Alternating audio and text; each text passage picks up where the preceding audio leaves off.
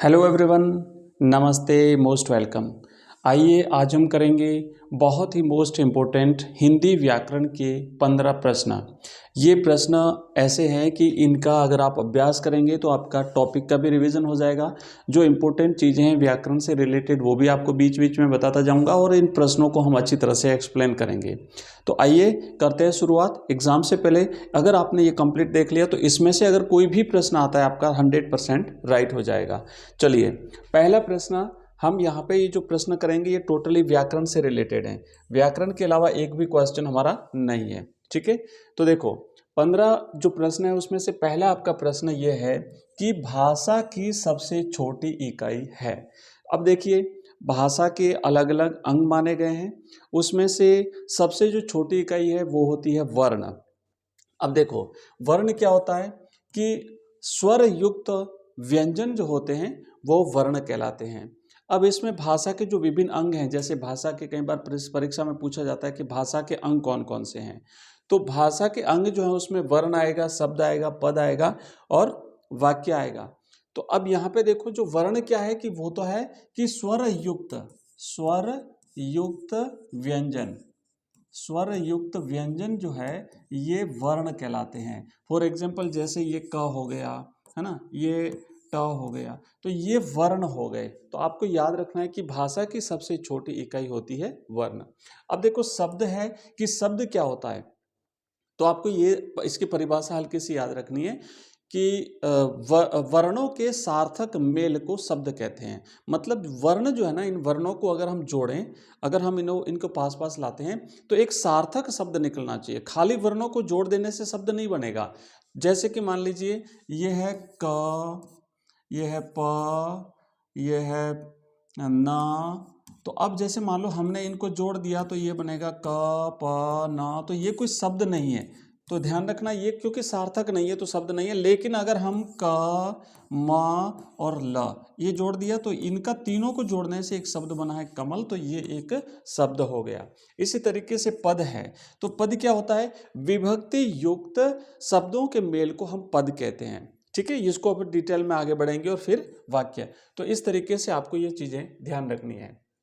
Next, अगला इसका right answer हो जाएगा वर्ण। अगला हमारा प्रश्न है कि व्याकरण की आवश्यकता रहती है। भाई हम जो हमारी भाषाएं होती हैं, चाहे वो इंग्लिश हो, चाहे हिंदी हो, चाहे संस्कृत हो, कोई भी भाषा हो, किसी भी देश की भाषा हो, उसका एक व्याकरण होता है। व्याकरण क्यों होता है? व्याकरण इसलिए होता है कि उस भाषा को व्यवस्थित तरीके से लिखने बोलने में उसकी मदद होती है। भाषा को व्याकरण जो है वो भाषा को एक परिष्कृत रूप प्रदान करता है। तो ये यहाँ पे देखेंगे, देखो कि भाषा का शुद्ध रूप बनाए रखने के लिए, बिल्कुल भाषा का शुद्ध रूप बनाए रखने के लिए व्याकरण की आवश्यकता होती है। दूसरा है कि भाषा का मानक रूप निर्धारित करने के लिए, भाषा का मानक रूप निर्धारित करने के लिए भी हमें व्याकरण की आवश्यकता पड़ती है। और भाषा के अंगों का नियमबद्ध विवेचन करने के लिए भाषा की आवश्यकता पड़ती है। तो राइट आंसर रहेगा उपर्युक्त सभी। तो ये हमारा इसका राइट आंसर है घ। उपर्युक्त सभी जो है वो भाषा की आवश्यकता जो है वो इन सभी चीज़ों के लिए रहती है। नेक्स्ट हमारा प्रश्न है कि भाषा के मौखिक रूप में प्रयोग होता है। अब देखिए, पहले तो आपको बता दूं कि भाषा के दो रूप होते हैं। कई बार परीक्षा में पूछा जाता है कि भाषा के कितने रूप होते हैं। तो एक होता है लिखित भाषा, एक होता है लिखित भाषा और दूसरी होती है बच्चों मौखिक भाषा। ये एक लिखित और दूसरी मौखिक। तो ये जो मौखिक भाषा है, इस मौखिक भाषा जो हम खाली बोल के जो अभिव्यक्त करते हैं, फिलहाल जैसे मैं बोल रहा हूँ तो ये मौखिक भाषा हो गई। तो मौखिक भाषा में क्या प्रयोग होता है? केवल ध्वनि प्रयुक्त होती है, केवल वाक्य विन्यासों का प्रयोग होता है, केवल संकेतों का प्रयोग होता है, या केवल शाब्दिक उच्चारण का प्रयोग होता है। तो बच्चों, चूंकि हम यहाँ पे बोल रहे हैं तो बोलने से जो ध्वनि निकलती है यही हमारी मौखिक भाषा है। तो केवल ध्वनि संकेतों का, है ना, खाली ध्वनि निकलती है मौखिक भाषा में, लेकिन लिखित भाषा में उसका स्थायी रूप बन जाता है, उसको लिखा जाता है। अगला प्रश्न है कि मौखिक भाषा की विशेषता है। अब जो मौखिक, अब क्योंकि दोनों भाषाएं, जो लिखित भाषा है उसकी भी अपनी विशेषताएं होती है, मौखिक भाषा इसकी भी अपनी विशेषताएं होती है। तो मौखिक भाषा की विशेषता क्या होती है कि यह स्वाभाविक होती है, वाक्य छोटे छोटे होते हैं, परिवर्तनशील होती है, या फिर उपर्युक्त सभी। तो बच्चों करेक्ट आंसर रहेगा उपर्युक्त सभी। ये सारी चीजें मौखिक भाषा की विशेषता है। मतलब स्वाभाविक होती का मतलब क्या, जो हमारे मन में आया उसे हम बोल देते हैं, इसमें बनावटी कुछ भी नहीं है। जैसा जो भाव आता है उस भाव को जब हम बोल करके व्यक्त करते हैं तो स्वाभाविक हो गया। छोटे छोटे वाक्य होते हैं, बोलचाल में हम बिल्कुल छोटे छोटे वाक्य का प्रयोग करते हैं। लिखित में तो कई बार आपने देखा होगा कि एक एक पेज का भी एक एक वाक्य होता है, और परिवर्तनशील होती है। भाई मौखिक भाषा है ना, ये तो परिवर्तनशील होती है। लिखित भाषा होती है वो स्थायी होती है, वो बदलती नहीं। एक बार आपने लिख दिया तो वो जब तक उसको संभाल के हम उस पेज को रखेंगे तब तक वो स्थायी रहेगी। लेकिन मौखिक भाषा जो है ये स्थायी नहीं है, परिवर्तनशील है। तो ये उसकी विशेषताएं हो गई। अब चूंकि ये प्रश्न है ना, आप बड़े अगर मान लो प्रश्न बनता है तो वहां पर भी लिख सकते हो। रिक्त स्थान में भी छोटे छोटे परिवर्तन, ये छोटे छोटे प्रश्न यहाँ से बन सकते हैं, क्योंकि अपना रिक्त स्थान के जो प्रश्न आएंगे वो व्याकरण में से आएंगे। तो हो सकता है मौखिक भाषा यहाँ पे खाली जगह आ जाए, मौखिक भाषा और फिर खाली जगह और फिर आ जाएगा हैं। तो कैसी है, स्वाभाविक है, ठीक है, परिवर्तनशील है, ऐसे आ सकता है। तो परिवर्तनशील है आपको याद रखना है। चलिए नेक्स्ट है कि भाषा का आरंभ होता है। भाषा का आरंभ कैसे होता है, ध्वनि से, अर्थ से, शब्द से या वाक्य से। तो हमने देखा भाषा के दो रूप होते हैं, लिखित भाषा और मौखिक भाषा। तो बच्चों एक्चुअली क्या होता है कि सबसे पहले भाषा जो है ना वो बच्चा बोलता है। कुछ भी शब्द बोलो, भले आ ई अ ओ कुछ भी करे, तो वो शुरुआत जो है वो ध्वनि से होती है। भाषा की शुरुआत जो है वो ध्वनि से होती है। तो राइट आंसर रहेगा ध्वनि। नेक्स्ट प्रश्न है पांचवा। छठा प्रश्न है कि पूर्वी हिंदी का संबंध माना गया है। अब देखो हिंदी को पांच इसकी जो मुख्य उपबोलियां हैं उस में विभाजित किया जाता है। उसमें एक पूर्वी हिंदी है, पश्चिमी हिंदी है, राजस्थानी है, बिहारी है और पहाड़ी हिंदी है। तो अब इसमें से जो पूर्वी हिंदी है इसका संबंध किससे है, मागधी अपभ्रंश से, अर्धमागधी अपभ्रंश से, शोरसेनी अपभ्रंश से या फिर उपरोक्त सभी। तो बच्चों इस प्रश्न का राइट आंसर रहेगा अर्धमागधी अपभ्रंश से। पूर्वी हिंदी की बात कर रहे हैं। अब देखो इसकी बोलियां बहुत सारी हैं। अगर मान लो प्रश्न आता है कि हिंदी में कुल कितनी बोलियां हैं, तो हम 18 बोलियां लिखेंगे, कहीं 15 भी आपको मिलेगी, तो वो तो अलग बात हो गई, ठीक है। नेक्स्ट है विभक्ति युक्त शब्द कहलाता है। अब हमने देखा था शुरुआत में कि भाषा के जो विभिन्न इकाइयां हैं उसमें पद, वर्ण है, फिर पद है, वर्ण है, शब्द है, पद है, वाक्य है। तो अब यहाँ पे यह है कि पद नहीं, विभक्ति युक्त शब्द क्या है, तो पद जो है ना वो विभक्ति युक्त शब्द है। बाकी मैंने बता दिया था वर्ण क्या होता है, भाषा की सबसे छोटी इकाई वर्ण होता है। शब्द क्या होता है, सार्थक वर्णों के मेल को शब्द कहते हैं। पद क्या है कि विभक्ति युक्त शब्द जो है वो पद कहलाता है, ठीक है। तो ये आपको ऐसे याद रखना है। नेक्स्ट प्रश्न रहेगा हमारा 8वां कि अशोक के शिलालेख ब्राह्मी लिपि तथा किस भाषा में उत्कीर्ण है। एक तो होता है लिपि और एक होता है भाषा। तो भाषा तो छोटा रूप है और लिपि जो है वो विस्तृत रूप है। साथ ही साथ याद रखना है कि एक लिपि में कई सारी भाषाएं शामिल हो सकती है। लिपि एक्चुअली लेखन में जिन चिन्हों का प्रयोग किया जाता है वो एक लिपि होती है। अब जैसे हमारी हिंदी जो भाषा है उसकी लिपि है देवनागरी। तो देवनागरी लिपि में कई सारी भाषाएं शामिल हैं, खाली एक ही लिपि नहीं है, जैसे हिंदी नहीं है। तो हिंदी के अलावा हिंदी है, संस्कृत है, नेपाली है, मराठी है, ये बहुत सारी भाषाएं, संस्कृत है, ये सभी देवनागरी लिपि की भाषा हैं। तो अशोक के जो शिलालेख हैं वो ब्राह्मी लिपि में लिखे गए हैं। प्राचीन भारत में दो लिपियां काम में ली जाती थी बच्चों, एक ब्राह्मी थी और दूसरी थी खरोष्ठी लिपि। तो ब्राह्मी लिपि जो है, इस ब्राह्मी लिपि की भाषा कौन सी थी, किस भाषा में, तो भाषा जो है थी वो प्राकृत भाषा थी। आपको याद रखना है कि अशोक के जो शिलालेख हैं वो प्राकृत भाषा में लिखे गए हैं और ब्राह्मी लिपि में लिखे गए हैं। उसके कुछ शिलालेख खरोष्ठी लिपि में भी लिखे गए हैं, लेकिन ज्यादातर जो है वो ब्राह्मी लिपि में लिखे गए हैं। नेक्स्ट प्रश्न है कि विचारों को अभिव्यक्त करने का माध्यम है, जो भाव मन में है, विचार जो मन में है उसको हम अभिव्यक्त कैसे करते हैं, संकेत से, भाषा से, शब्द से या ध्वनि से। तो बच्चों विचारों को अभिव्यक्त करने का माध्यम जो है वो भाषा है। नेक्स्ट प्रश्न है 9वां, हिंदी की कितनी बोलियां हैं। अब देखो ये जो प्रश्न है ना, ये यहाँ पे आपको याद रखना है 18 जो है वो हिंदी की बोलियां हैं। कहीं आपको 15 भी मिलेगा, लेकिन ज्यादातर राइट आंसर आपका रहेगा 18 बोलियां जो है वो हिंदी में शामिल हैं। नेक्स्ट प्रश्न है हमारे 11वां कि वर्गों के मेल से जिस सार्थक वर्ण समूह या ध्वनि समूह की सृष्टि होती है उसे क्या कहते हैं। अब यहाँ पे वर्ग नहीं है बच्चों, वर्ण है ना। यहाँ पे जो है ना शब्द है वर्णों के मेल से,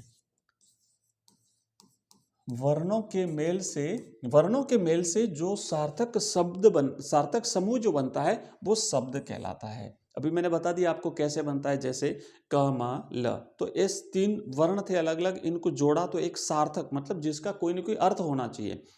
वर्णों को मिलाते हैं तो एक ऐसा समूह बनता है जिसका कोई ना कोई अर्थ होना चाहिए, तो वो शब्द कहलाएगा।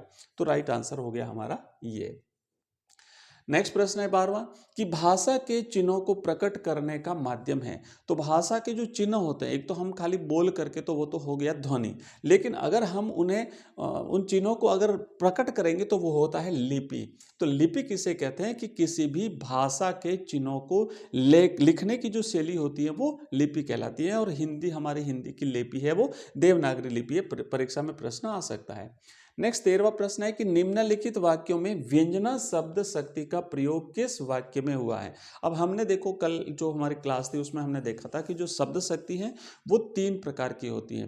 3 प्रकार की क्यों होती है? क्योंकि किसी शब्द जो होता है ना उसके 3 अर्थ होते हैं। तो उस अर्थ के आधार पर शब्द का एक्चुअली होता है कि उसका अर्थ होता है, और उस शब्द के अर्थ का जो हमें बोध कराने वाली जो ताकत होती है, जो शक्ति होती है, वही शब्द शक्ति होती है। तो अर्थ 3 प्रकार के होते हैं। जो है वो एक तो मुख्य अर्थ होता है जिसे हम मुख्यार्थ कहते हैं, दूसरा लक्ष्य अर्थ होता है जिसे हम लक्ष्यार्थ कहते हैं, और तीसरा व्यंग्य अर्थ होता है जिसे हम व्यंग्यार्थ कहते हैं। तो इसीलिए मुख्य अर्थ जो है उसके आधार पर अभिधा शब्द शक्ति, लक्ष्यार्थ के आधार पर लक्षणा शब्द शक्ति, और व्यंग्यार्थ के आधार पर व्यंजना शब्द शक्ति। तो 3 शब्द शक्तियां हुई। उसमें से प्रश्न ये पूछा है कि निम्नलिखित वाक्यों में से व्यंजना शब्द शक्ति का उदाहरण, शब्द शक्ति का प्रयोग किस वाक्य में हुआ है। तो देखो व्यंजना जो शब्द शक्ति होती है उसमें बच्चों देश काल और परिस्थिति के अनुसार किसी भी वाक्य का अर्थ जो है वो लगाया जाता है, और ये मुख्यार्थ और लक्ष्यार्थ को छोड़ करके होता है, कोई अन्य अर्थ होता है। तो अब देखते हैं हम इसमें से किस में प्रयोग हुआ है। जैसे वह तो निरी गाय है। अब पहला जो वाक्य है इसमें बच्चों लक्षणा शब्द शक्ति का प्रयोग है, क्योंकि वह गाय हो नहीं सकती लेकिन गाय जैसे लक्षण, सीधा सादा भोला, तो ये इसमें लक्षणा शब्द शक्ति। राजस्थान भारत का एक राज्य है, ये अभिधा शब्द शक्ति, इसमें हो गया अभिधा शब्द शक्ति। ठीक है, अभिधा शब्द शक्ति। गिरधारी शेर है, एक बार फिर से लक्षणा शब्द शक्ति की लक्षण, इसमें शेर जैसे लक्षण है मतलब बहादुर है। अंधेरा हो गया, सेठ ने नौकर से कहा, इसमें बच्चों व्यंजना शब्द शक्ति है। क्यों है? क्योंकि जैसे मान लो कहा कि भाई अंधेरा हो गया, ये तो सेठ ने नौकर से कहा है, तो इसका मतलब है कि डायरेक्ट इसका अर्थ क्या है, सेठ चाहता है कि भाई अब दुकान बंद करने का समय हो गया। ठीक है, इसी तरीके से अगर किसी और ने इस वाक्य को सुना तो वो समझेगा अंधेरा हो गया मतलब शाम के खाने का समय हो गया, किसी का मंदिर जाने का समय हो गया, किसी को कोई और। तो इसके अलग अलग अर्थ लगेंगे, देश काल और परिस्थिति के हिसाब से लोग इसका अलग अलग अर्थ लेंगे। वाक्य खाली ये है कि अंधेरा हो गया, बट इसके अर्थ लोग अपने अपने हिसाब से अपने अपने काम के हिसाब से अलग अलग लगाएंगे। तो ये शब्द शक्तियां इसमें हो गई। नेक्स्ट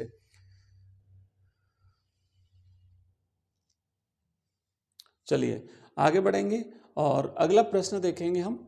ये हो गया हमारा राइट आंसर। 14वां प्रश्न है कि शब्द की जिस शक्ति से किसी शब्द के सबसे साधारण लोक प्रचलित अर्थ का बोध होता है वो शब्द शक्ति कौन सी होती है। तो अभी मैंने बताया कि किसी भी शब्द को पढ़ने से उसका जो पहला अर्थ हमें ज्ञात होता है, उसका जो मुख्य अर्थ प्रकट होता है, जो लोक प्रचलित अर्थ प्रकट होता है, जो साधारण अर्थ प्रकट होता है, वो अभिधा शब्द शक्ति कहलाती है। तो बच्चों राइट आंसर रहेगा ऑप्शन ग, अभिधा शब्द शक्ति। लक्षणा शब्द शक्ति क्या होती है मैंने बता दिया, लक्षणों के आधार पर जहां हमें अर्थ ग्रहण करना पड़े। और व्यंजना शब्द शक्ति जहां पे मुख्यार्थ और लक्ष्यार्थ के अलावा कोई तीसरा अर्थ ग्रहण किया जाता है तो वहां पे व्यंजना शब्द शक्ति होती है।